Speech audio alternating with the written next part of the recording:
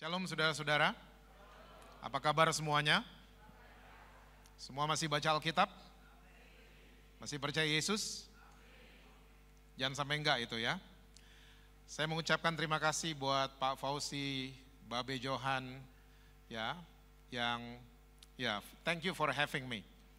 Saya berjanji jam-jam 9 gitu saya udah selesai. Enggak ada yang amin jadi 45 menit saya selesai. Oke, telat aminnya. Oke, kalau saudara senang judul khotbah saya malam hari ini adalah connection. Yuk kita lihat sama-sama kitab Matius pasal yang ke-18. Ayatnya yang ke-18 sampai dengan ayat yang ke-20. Matius 18 ayat yang ke-18 sampai dengan ayat yang ke-20, Alkitab catat begini. Aku berkata kepadamu, sesungguhnya apa yang kamu ikat di dunia ini akan terikat di sorga, dan apa yang kamu lepaskan di dunia ini akan terlepas di sorga. Dan lagi aku berkata kepadamu, jika dua orang daripadamu di dunia ini sepakat, meminta apapun juga, permintaan mereka itu akan dikabulkan oleh Bapakku yang di surga. Sebab di mana 2 atau 3 orang berkumpul dalam namaku, di situ aku ada di tengah-tengah mereka. Saya percaya semua saudara tahu ayat-ayat ini, karena ayat-ayat ini cukup terkenal di kebaktian-kebaktian yang sepi pengunjung. Kalau kebaktian udah gak ada yang datang, biasanya yang di depan mulai ngutip ayat ini. 2-3 orang berkumpul, Yesus hadir di tengah-tengah kita. Betul sih, tapi begini, kita ini kalau membaca Alkitab, kita perlu lihat konteksnya. Kita perlu melihat Yesus itu audiensnya siapa, lagi bicara sama siapa, sebelum dia disalib atau sesudah dia disalib. Itu akan membantu saudara dan saya, ya, supaya kita jadi orang-orang Kristen yang cerdas dalam kita membaca Alkitab. Nah, ternyata ayat-ayat yang baru saja kita baca, ini bukan tentang kebaktian yang sepi pengunjung, bukan sama sekali. Karena kalau saudara mundur ke ayat yang ke-15, jelas Yesus lagi mengajarkan murid-muridnya dan untuk saudara dan saya tentang isu yang namanya adalah connection. Ayat 15 jelas dikatakan kalau ada saudaramu jatuh dalam dosa, tegur dia 4 mata, bukan diviralin. Masih juga jatuh dalam dosa, panggil saksi yang lain. Masih juga jatuh dalam dosa, sampaikan masalahnya buat jemaat. Masih juga jatuh dalam dosa, anggap dia orang luar, atau pemungut cukai, orang yang tidak kenal Tuhan. Lalu tiba-tiba muncullah kalimat demi kalimat yang baru saja kita baca. Apa yang kamu ikat di dunia akan terikat di sorga, apa yang kamu lepaskan di dunia akan terlepas di sorga. Lalu tiba-tiba Yesus menambahkan dengan kalimat yang sangat-sangat powerful di ayat 19. Saya mau bacain sekali lagi buat saudara. Yuk kita lihat sama-sama.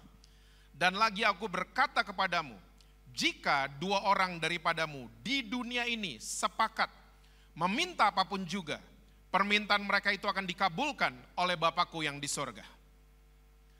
Ternyata Yesus menggunakan kata sepakat. Kata sepakat adalah bahasa musik.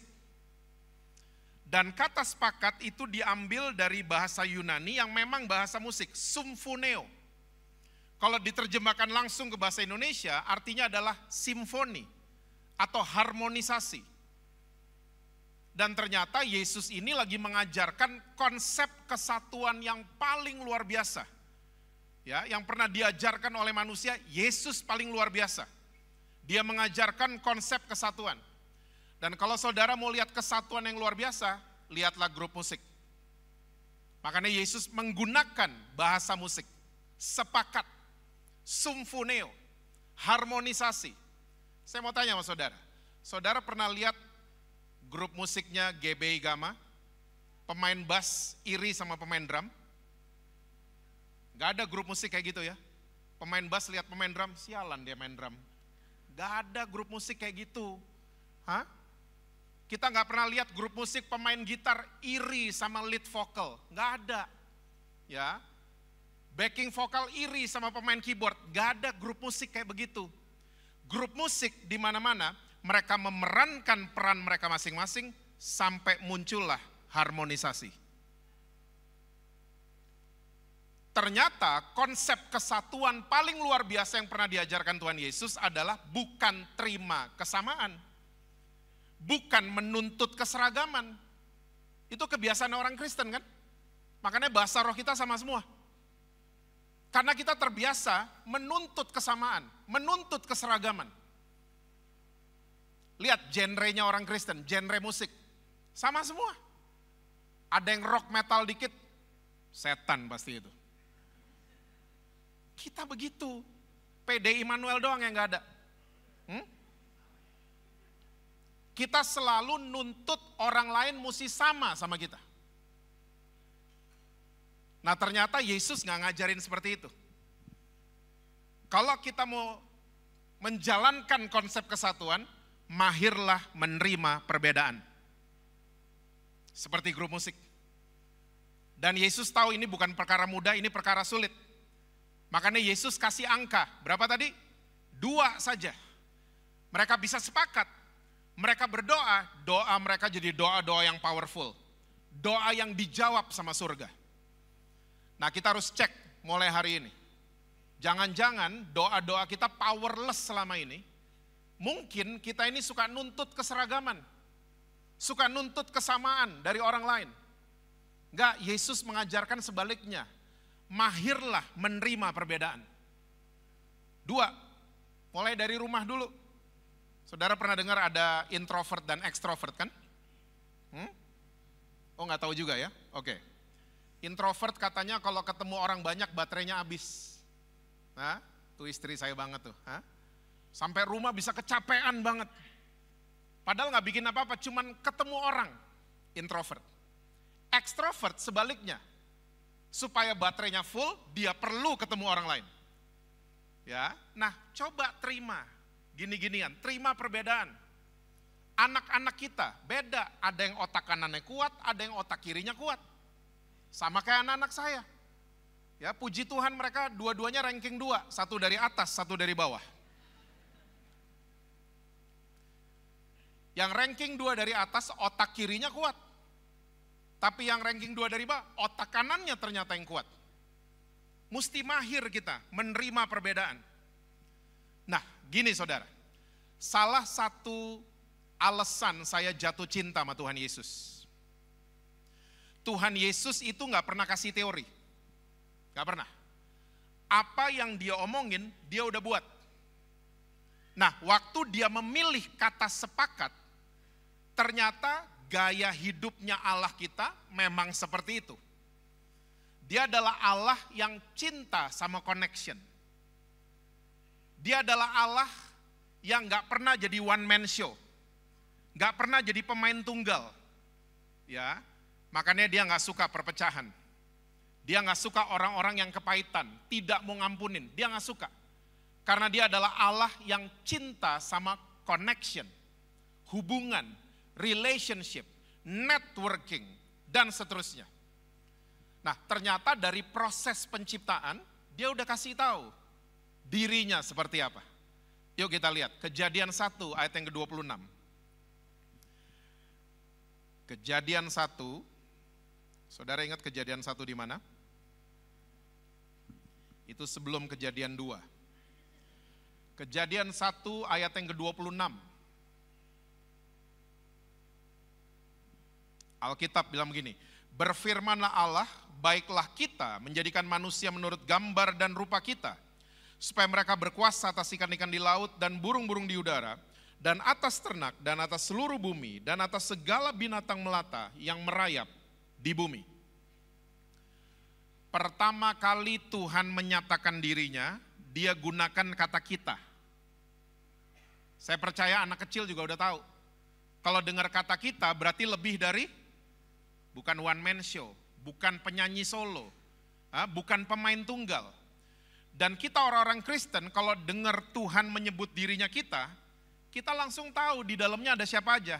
Bapa, Putra, Roh Kudus membentuk satu kesatuan namanya Tuhan. Oke? Gaya hidupnya dia memang seperti itu. Nah sekarang, waktu lagi proses penciptaan, semua tahu, ada malaikat dibuang dari surga. Siapa namanya? Lucifer. Kasus Lucifer ada di Yesaya 14 dan Yehezkiel 28. Kita nggak ada waktu untuk membahasnya.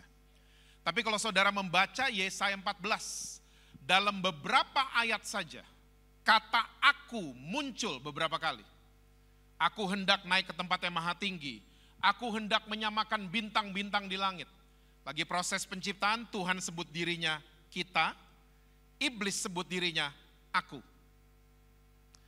Tuhan sangat connection sentris, iblis sangat ego sentris. Gaya hidupnya iblis. Dan tolong ingat baik-baik, iblis hari ini lagi kerja keras supaya ciptaan Tuhan ikutin gaya hidupnya dia. Iblis. Saudara sadar nggak? Tanpa kita sadari, kita ikutin pencipta kita. Tanpa kita sadari. Manusia nggak bisa sendiri, makanya ada keluarga. Keluarga nggak bisa sendiri, makanya ada RT. RT nggak bisa sendiri, makanya ada RW. Sampai negara pun nggak bisa sendiri, makanya ada PBB, ada ASEAN, dan seterusnya. Tapi sekali lagi, iblis lagi kerja keras supaya ciptaan Tuhan ikutin gaya hidupnya dia. Sepanjang tahun 2024 kemarin, ada dua kata yang sering lewat di FYP saya. Saudara tahu FYP? Yang tahu cuma 4 orang, yang lain? For your page, FYP. Ada dua kata yang sering lewat di FYP saya. Yang pertama NPD, yang kedua gaslighting.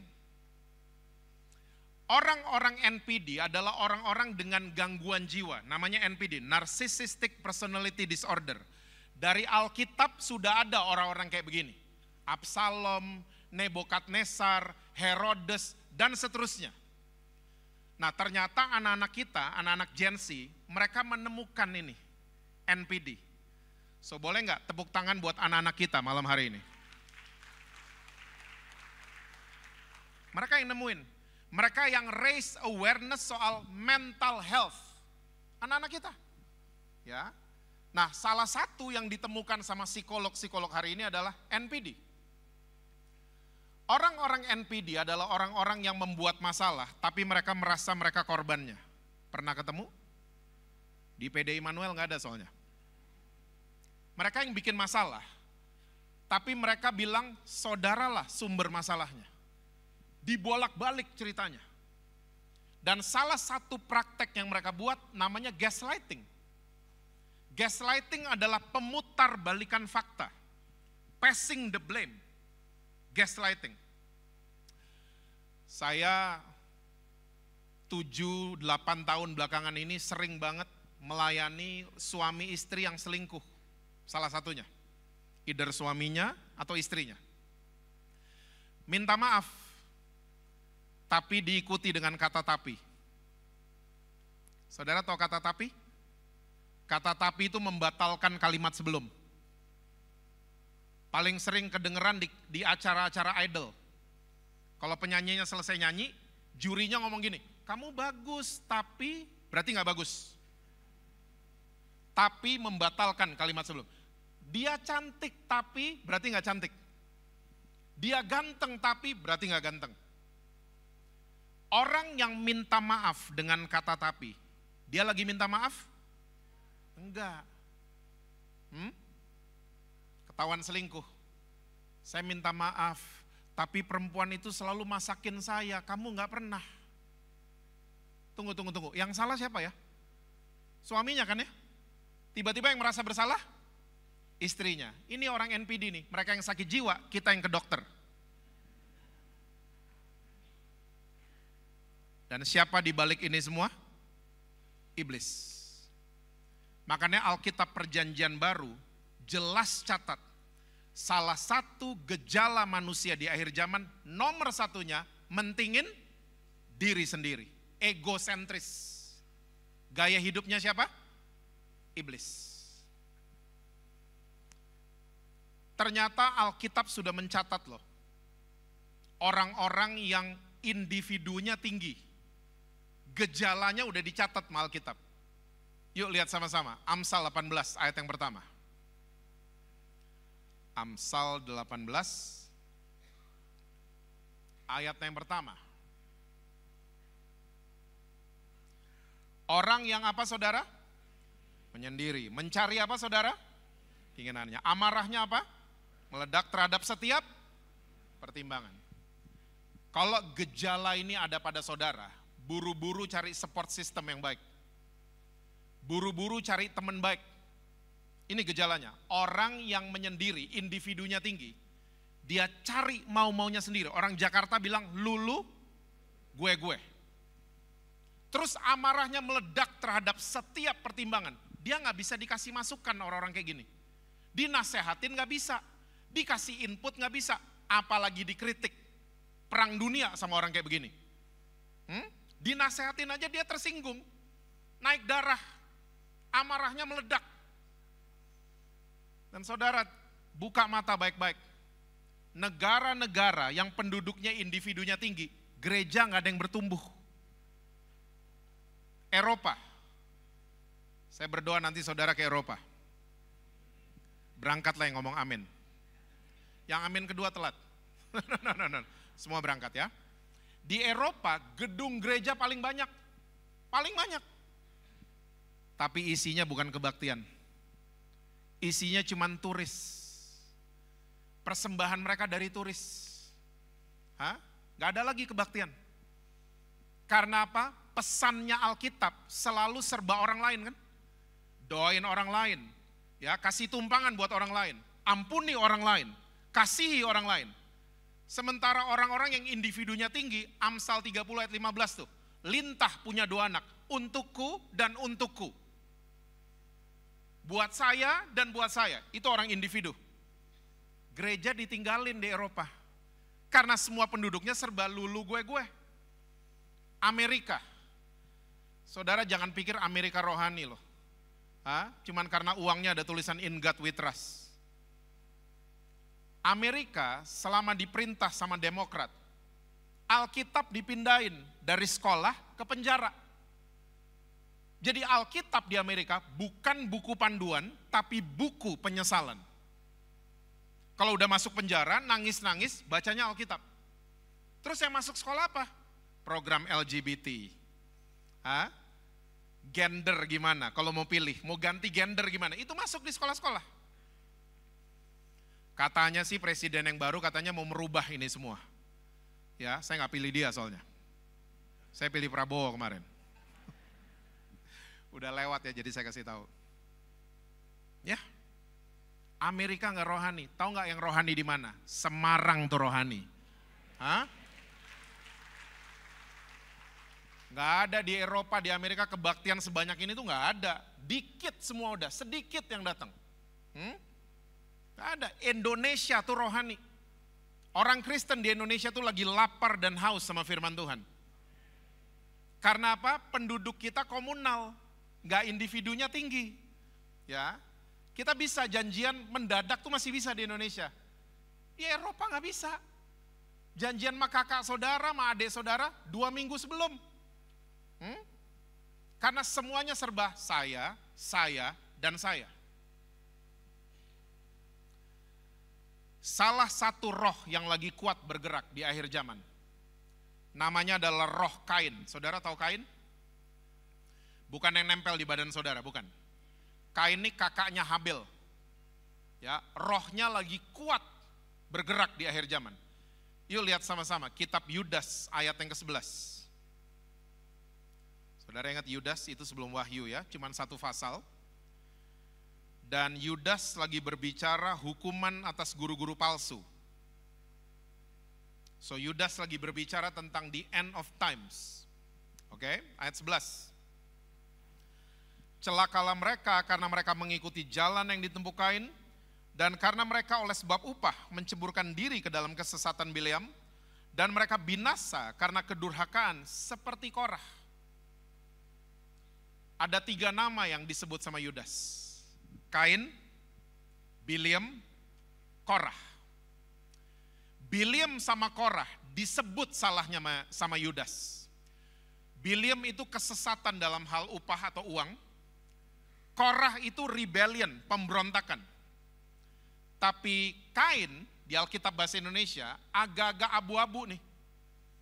Karena Yudas jelasinnya celakalah mereka yang mengikuti jalan yang ditempuh oleh Kain. Ternyata maksudnya Yudas itu begini, celaka mereka yang ikutin gaya hidupnya Kain. Celaka. Mereka akan sesat dalam hal keuangan dan mereka akan berontak di mana-mana. Emang gaya hidupnya Kain seperti apa sih? Alkitab catat ceritanya Kain cuma satu, di Kejadian 4. Gak usah dibuka, percaya aja sama saya. Saya kasih highlight saya buat saudara ya. Siapa yang sedih Arsenal gak masuk final? Saya sedih banget. Ya. Anyway, Kain dan Habil, ceritanya saya kasih highlight saya buat saudara. That day, hari itu, dua kakak beradik ini mempersembahkan korban bakaran. Satu dari pertanian, satu dari peternakan. Habil dari peternakan, Kain dari pertanian.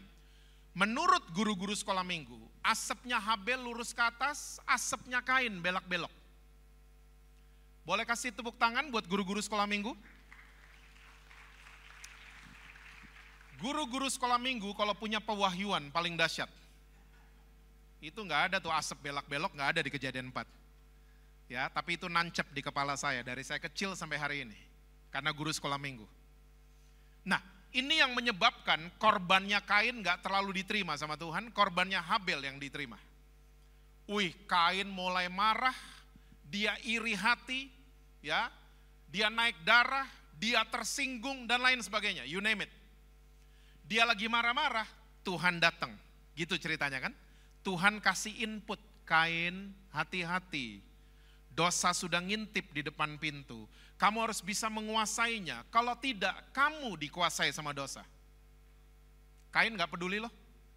Tetap diajak Habil ke padang belantara, dia hajar Habil. Meninggal Habil. Tuhan datang lagi. Tuhan bertanya. Ingat PD Immanuel, kalau Tuhan bertanya bukan berarti Tuhan gak tahu. Tuhan udah tahu Habil ada di mana.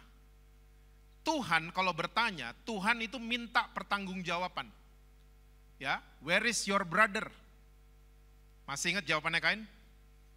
Am I my brother's keeper? Apakah aku penjaga adekku?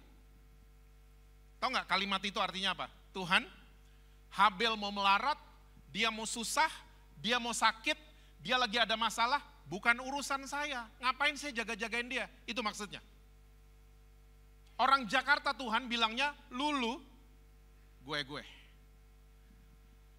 Ternyata jawaban Kain ini lahir dari gaya hidup yang anti connection, anti relationship, anti community. Oh, hukuman Tuhan buat Kain jelas dan mengerikan. Tuhan ngomong gini, oke Kain, mulai hari ini kamu akan jadi pengembara dan pelarian seumur hidupmu. Saya dulu pas baca ayat itu, saya pikir Kain dihukum Tuhan suruh traveling seumur hidup. Saya dulu mikirnya begitu, ternyata enggak begitu. Alkitab bahasa Inggris paling jelas. Alkitab bahasa Inggris ngomong gini, from this day, you're gonna be a homeless fugitive and vagabond. Ada kata homeless di situ. Ternyata Kain dihukum Tuhan, enggak punya tempat pulang lagi seumur hidupnya. Wah ini ngeri ini. Saudara sadar pulang is a wonderful thing? Roaming kayaknya. Saudara sadar pulang ke rumah itu hal yang menyenangkan? Lebih kencang di sini kayaknya. Saudara sadar pulang adalah hal yang indah? Saudara mulutnya yang amin tapi matanya enggak kayaknya, hah? Amin, tapi kayak saudara mikir, pulang itu menyenangkan. Kita buktiin sama-sama. Semua kalau malam tidur? Tidur. Saya nggak bisa tidur Pak, at least saudara baring-baringan kan? Nggak ada yang jam 3 pagi set up 100 kali, nggak ada kan? Kita baring-baringan. Coba, waktu alarm kita bunyi jam 5 pagi. Saya mau tanya, ada yang semangat bangun tidurnya? Lompat dari tempat tidur, gue mau ke kantor. Ada yang gitu? Gak ada. kita kalau bangun tidur pagi-pagi sama semua, susah pisah sama bantal dan guling. Mandi, sampai di kantor, disapa sama teman-teman kantor, good morning, kita morning. Kayak belum bangun, padahal baru tidur 6 sampai 7 jam. Seharusnya kuat dong. Tapi kalau pagi-pagi kita nggak ada yang kuat. Kita beli kopi, kita foto, kita post ke IG story. My morning booster. Ush, kita perlu di booster tiap pagi. Anehnya, jam 5 sore, habis kerja seharian, seharusnya capek dong. Pusing dong, banyak meeting ini, ngitung ini, itu, dan lain sebagainya. Capek seharusnya, tapi jam 5 sore, waktu bel kantor bunyi, semua punya energi ekstra tiba-tiba.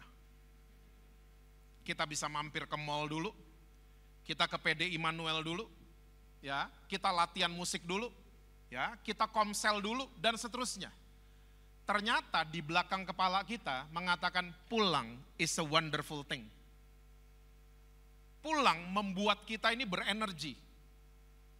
Makanya Jakarta waktu banjir, orang-orang tuh rela waktu mau pulang, gulung celana, buka sepatu, lewatin genangan air karena mau pulang. Coba mau pergi ke kantor depan rumah banjir, nggak ada yang mau pergi. Nggak ada yang mau pergi pasti. Kita akan telepon, bos, banjir bos, nih bos, lihat banjir. Kita nggak mau pergi. Tapi kalau pulang, kita bela-belain pulang. Makanya cerita pulang di Alkitab, heboh semua. Esau dan Yakub waktu damai pulang, Ishak pesta pora. Lukas 15 masih ingat? Anak yang hilang waktu pulang, papanya langsung bikin pesta. Because what? Pulang is a wonderful thing. Kain dihukum Tuhan, gak punya orang untuk dia pulang seumur hidup. Ngeri. Tolong catat baik-baik. Home is a person, house is a building. Susah terjemahin bahasa Indonesia soalnya. Home itu orangnya. Ya. Saya selalu punya istilah. Anak perempuan saya suka nanya, "Dad, makan di situ kan gak enak." Saya selalu jawab dia gini, yang penting makannya sama kamu. Ya.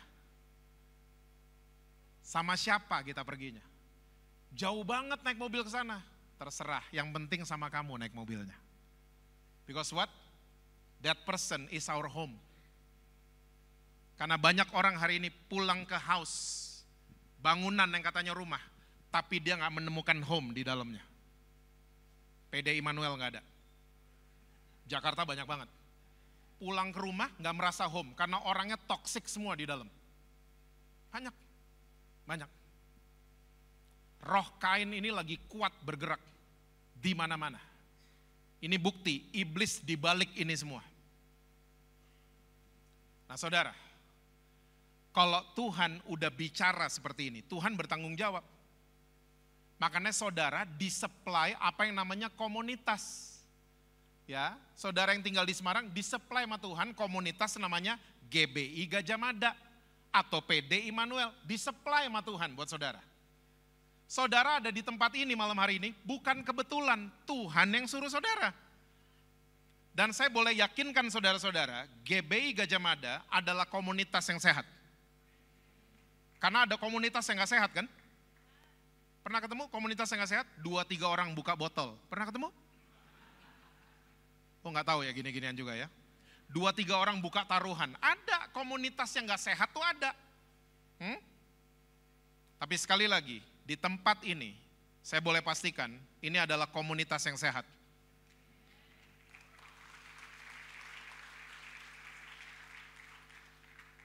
Tiga agenda.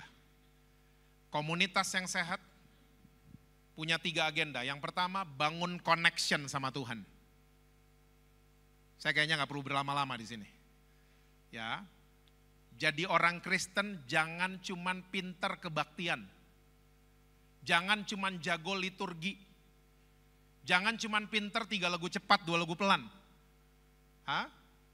Jangan cuman kenal agama Kristen, tapi kenali Tuhan Yesus kita. bangun koneksi sama dia. Bangun koneksi. Saya percaya leaders di gereja ini sudah mengajarkannya semua buat saudara-saudara. Saya langsung ke poin yang nomor 2. Agenda komunitas yang sehat, bangun koneksi dengan sesama. Kalau gereja ini ada cell group, ikut. Saya nggak ada pesan sponsor loh, nggak ada. Saya nggak dipesenin, Pak tolong dong singgung ini, nggak ada. Saya ngelihat ini lagi urgent. Karena banyak orang Kristen mulai keikut dengan gaya hidupnya iblis. Senang sendiri-sendiri. Jadi sekali lagi kalau ada komsel, join dong. Join. Lumayan yang iya satu. Saya sering menemukan there is no gang in the church. Saya waktu SMA punya geng. Sampai hari ini masih main bareng. 30 tahunan masih main bareng. Lebaran saya ke mereka, Natalan mereka datang. Itulah momen-momen mereka menikmati Brenebon, kaki, babi. Hukumnya kalau nggak tahu nggak apa-apa kan? Ini kayaknya belaga nggak tahu kayaknya, 30 tahunan, Belaga nggak tahu itu kayaknya. Pak nggak berantem sama geng SMA, berantem. Beda pendapat, beda pendapat. Beda pilpres. Tapi kita bisa menyelesaikan dengan baik. Orang Kristen lihat, ribut sama gembala, pindah gereja. Gereja baru ribut sama worship leader, pindah gereja. Di gereja baru ribut sama tukang parkir, pindah gereja lagi. Akhirnya hidup kita lari dan mengembara kayak Kain. Abis Gajah Mada nggak sempurna Pak, emang ada gereja sempurna? Ada Pak di Semarang Atas, pindah ke sana. Saudara pindah ke sana, itu gereja di Semarang Atas langsung jadi gereja yang tidak sempurna karena ada saudara.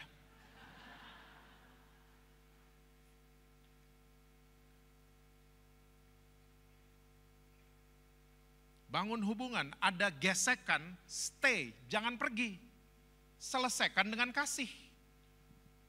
Jangan pergi, dikit-dikit ngambek. Jangan kayak gitu. Para orang tua yang hadir, bangun connection dengan anak-anak kita. Anak-anak kita lagi disebut di mana-mana generasi stroberi. Jangan itu keluar dari mulut saudara. Itu perkataan iman loh. Kenapa mereka dibilang stroberi, saudara tahu kan? Karena stroberi itu kelihatan bagus, dipencet penyok, jatuh, hancur. Terus kita bilang anak-anak kita kayak stroberi, saya sih gak mau. Anak-anak kita adalah anak-anak yang disayang sama Tuhan Yesus, mereka sehat, punya masa depan yang luar biasa. Jangan dicap stroberi. Find connection before correction. Temukan koneksi sebelum koreksi.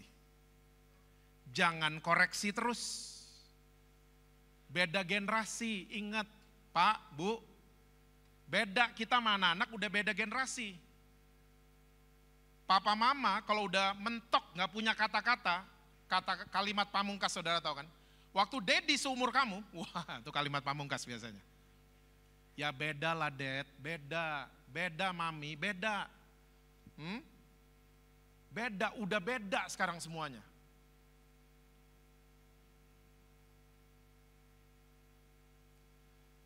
Saya pernah ngelihat depan mata saya, ada anak Gen Z jalan sama papa mamanya di gereja nih, tapi bukan GB Gajah Mada, bukan. Anaknya cuma tanya sama papa mamanya, Dad, Lady Gaga tuh siapa? Setan, jangan didengar, setan. Kok gitu sih sama anak-anak? Kalau nggak tahu Lady Gaga tuh siapa, jelasin ke anak-anak. Daddy nggak tahu Lady Gaga tuh siapa, tapi nanti kita bisa Google bareng. Kita bahas sama-sama ya. Gitu dong sama anak-anak. Bangun connection. Kita koreksi terus-menerus, mereka akhirnya doesn't feel home dekat kita. Mereka nggak berasa di rumah dekat kita. Karena kita cuma bisa koreksi. Jeansnya mereka aneh dikit tuh, kenapa jeansnya begitu? Kenapa begini? Kenapa begitu? Bangun connection. Saya bangun koneksi sama dua anak saya. Sekarang satu udah 27, satu udah 24. Puji Tuhan mereka jadi anak-anak yang manis. Saya sering ajak mereka ngobrol. Saya gak akan pernah lupa waktu mereka SMP kita punya acara gadget free day. Kita pergi ke satu tempat, handphone kita tinggal di kasir. Kita ngobrol berjam-jam. Connection terjadi. Bangun dong sama anak-anak. Mereka udah beda sama kita. Kita perlu cari tahu mereka seperti apa. Cari tahu. Gimana caranya Pak? Minta hikmat dari Tuhan. Para orang tua kita perlu memikirkan reparenting. Kita nggak bisa lagi copy paste. Apa yang kita ajarkan di copy, di paste ke anak-anak kita. Mungkin beberapa masih relevan, tapi banyak juga yang udah nggak relevan. Minta hikmat dari Tuhan. Tuhan gimana? Mungkin saudara lagi sukar menemukan hubungan dengan anak saudara. Belajar dari Yesus malam hari ini. Yesus mengasihi kita tanpa syarat. Jangan suka beda-bedain anak saudara. Mungkin satu otak kanan, satu otak kiri. Kayak tadi saya cerita buat saudara. Jangan suka beda-bedain anak kita. Jangan bedain anak kita sama anak tetangga. Bedain anak kita sama sepupunya mereka. Jangan suka seperti itu. Terima mereka seperti Yesus menerima saudara dan saya. Kasihnya Yesus tuh one way. Kita tuh begitu seharusnya sama anak-anak. Saya ngomong begini, bukan saya mulus-mulus aja loh sama anak-anak saya. Kita ada hard road. Kita ada lewatin tanjakan terjal, ada. Tapi saya belajar dari Tuhan Yesus saya. Kasihnya gak ada syaratnya. Saya kayak dengar satu malam, I love you more every day. But I don't expecting you love me back. Saya menangis waktu dengar suara itu. Seringkali kita pakai syarat ke anak-anak kita. Coba belajar dari Yesus. Kasihi anak-anak kita more every day. Dan jangan mengharapkan mereka mengasihi kita balik. Kalau mereka sayang sama kita balik, puji Tuhan banget. Dan kalau saudara lagi konflik sama mereka, jangan pernah stop mengasihi dan mendoakan mereka. Belajar dari Tuhan Yesus. Kita sering gak setia kan sama dia. Dia baper sama kita. Dia ngambek, dia ghosting. Enggak kan? Dia tetap sayang sama saudara dan saya. Sayangi anak-anak kita. Saya percaya masa depan itu miliknya mereka nanti. Bangun koneksi. Kalau saudara udah kuat di dalam. Agenda yang ketiga. Bangun koneksi keluar. Ke siapa? Ke orang-orang yang sakit hati. Saudara tahu orang-orang yang sakit hati itu kenapa? Langsung sakit gitu? Orang yang sakit hati karena mereka mengalami disconnection. Putus hubungan dengan orang yang mereka cintai. Makanya mereka terluka. Dan orang kalau udah sakit hati bisa bikin yang macem-macem dan bahkan super aneh. Makanya saya yakin banget, sakit paling parah di dunia bukan cancer, tapi sakit hati. Saudara nonton Monsters di Netflix? Saudara kayaknya gak tahu apa-apa deh tadi ya, hah? No, I'm kidding.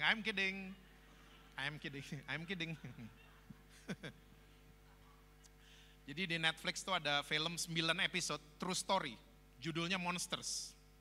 Karena dulu saya baca beritanya tahun 89 tentang Hernandez Brothers yang bunuh papa mamanya secara sadis. Di film di Netflix, true story. Ternyata waktu saya nonton, oh that's why.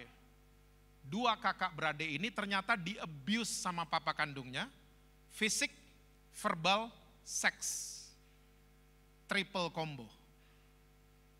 Gak heran dua kakak beradik ini jadi monsters dua-duanya. Mereka bunuh papa mama mereka secara sadis. Sakit hati adalah sakit paling parah di dunia. Karena orang mengalami disconnection. Makanya saya mengaminkan penyanyi dangdut itu, lebih baik sakit gigi daripada sakit hati. Orang yang sakit hati masih banyak di luar sana. Mungkin ada di rumah kita. Jangan ditunjuk-tunjuk, bangun hubungan. Ini cerita terakhir karena tinggal 7 menit. Tahun 99, saya puji Tuhan dari tahun 97 melayani Tuhan. Tahun 99 saya terpanggil untuk bikin kebaktian di sebuah kafe di Jakarta. Buat anak-anak muda. Kebaktiannya bukan hari Minggu, hari Selasa. Ya. Tiba-tiba saya kaget karena hampir tiap Selasa hampir 700 sampai 1000 anak muda yang datang di kafe tersebut. Nah, satu kali sebelum hari Selasa tiba, kayak ada suara yang kuat sekali di telinga dan di roh saya. Mengatakan gini, Jess, serahkan hak kenyamanan kamu di rumah. Kuat banget itu impresi. Dan saya mikir, Tuhan, saya emang nyaman apa di rumah? Di rumah saya juga gak nyaman-nyaman amat. Oke? Nah, saya udah lupa sama suara itu, tibalah hari Selasa. Tiba hari Selasa, kebaktian seperti biasa, selesai kebaktian, ada anak muda satu, mukanya serem banget, lebih serem dari monitor ini kayaknya mukanya. Ya. Dia datengin saya, dia bilang gini, Kak Jesse ya? Iya. Saya tadi kebaktian, saya betul-betul dijamah Tuhan. Saya bilang, wah puji Tuhan. Iya Kak, saya boleh cerita gak? Oh boleh. Saya tadi siang sebenarnya mau berangkat ke Pulau Batam dari Tanjung Priok. Pelabuhan kapal di Jakarta. Oh ya, mau berangkat ke Batam, ngapain? Saya harus bunuh orang. Dengar dia bunuh orang, saya mundur satu langkah. Oh ya? Tapi nggak tahu kenapa ada suara dan kuasa yang begitu kuat untuk saya akhirnya membatalkan trip ke Batam. Saya datang ke kafe ini. Dan ternyata Tuhan melawat saya. Saya nggak mau lagi jadi gangster, ternyata anggota gangster. Saya nggak mau lagi balik ke geng saya. Boleh nggak malam ini saya ke rumahnya Kak Jesse? Saya mundur lagi satu langkah. Oh ya? Ke rumah saya. Singkat cerita, saya bilang sama dia, sebentar ya, saya ke toilet dulu. Sampai toilet, saya tanya sama Tuhan, Tuhan gimana ini? Suara itu muncul lagi. Serahkan hak kenyamanan kamu di rumah. Saya langsung mantep, saya keluar, saya bilang sama dia, oke, malam hari ini kamu boleh tinggal di rumah saya, ya. Malam hari ini, saya ulang-ulang terus malam hari ini. Malam hari ini kamu boleh tinggal sama saya. Dia peluk saya, Kak, terima kasih Kak, terima kasih Pak. Tapi gini Kak, ya, tapi kan saya membatalkan kalimat sebelum ya. Tapi gini Kak, saya ada 5 teman yang lain. Hah? 5 teman?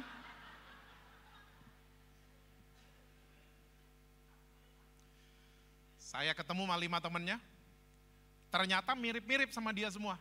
Tukang copet, gangster semua ternyata. Ya, 1 bandar narkoba. Singkat cerita lagi, malam hari itu saya pulang dengan 6 penjahat di mobil saya. Serem juga ya. Hah? Sampai di rumah saya bagi-bagi kamar. Malam itu saya nggak bisa tidur. Karena anak saya baru 1 waktu itu yang perempuan. Saya ngintip. Ternyata mereka tidur. Saya nggak bisa tidur. Dan waktu saya lagi nggak bisa tidur, ada suara lagi datang ke saya. Jess, jadikan mereka keluarga buat kamu. Wah, saya langsung nggak terima kayak, Tuhan, jadi keluarga, berarti bukan cuma malam ini dong mereka tinggal sini.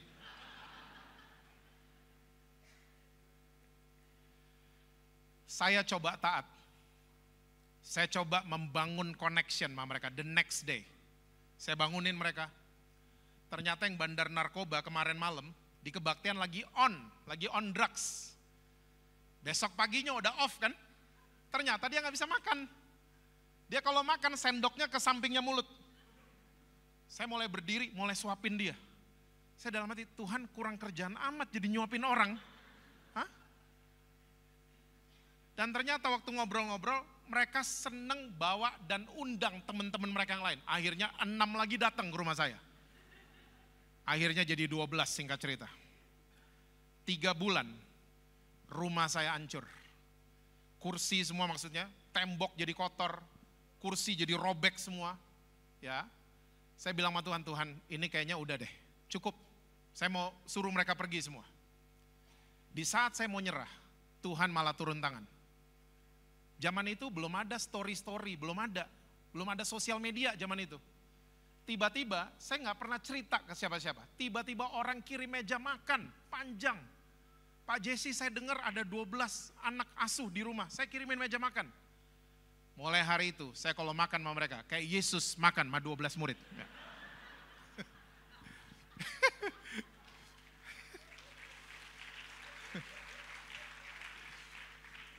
Dan orang yang kirim Indomie sama telur, ya ampun, banyak banget.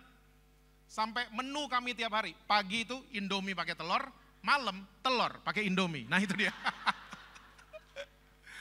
Saking banyaknya. Singkat cerita, itu tahun 99 ya, 2004, 12 dari mereka sembuh total. Orang tanya, Pak pakai obat apa? Enggak, saya nggak ngerti obat-obatan. Terus diapain Pak tuh 12? Saya pelukin tiap hari. Yang udah nagih sama narkoba, siang-siang tuh bayangin Jakarta mirip sama Semarang ya. Siang-siang bisa pakai baju double M3. Karena udah ngilu badannya. Saya cuman pelukin dia. Saya pelukin dia. Singkat cerita, mereka sembuh. Mereka sembuh. Dan mereka lulus. Mereka kalau ditanya kuliah di mana? IKJ. Dipikir Institut Kesenian Jakarta. Oh enggak, ikut Kak Jessie.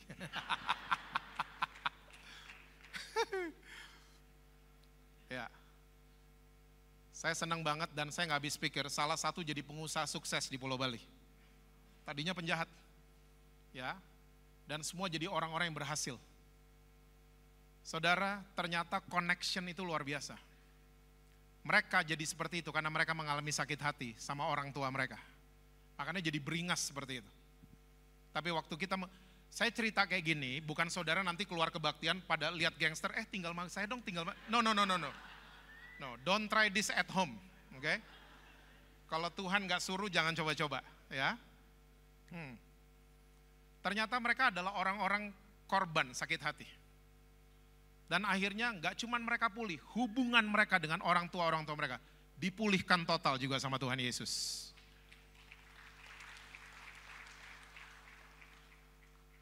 Wah Pak, mahal ya. Yes. Sama Yesus. Yesus demi connection, dia bayar mahal, pakai nyawa dan darahnya sendiri.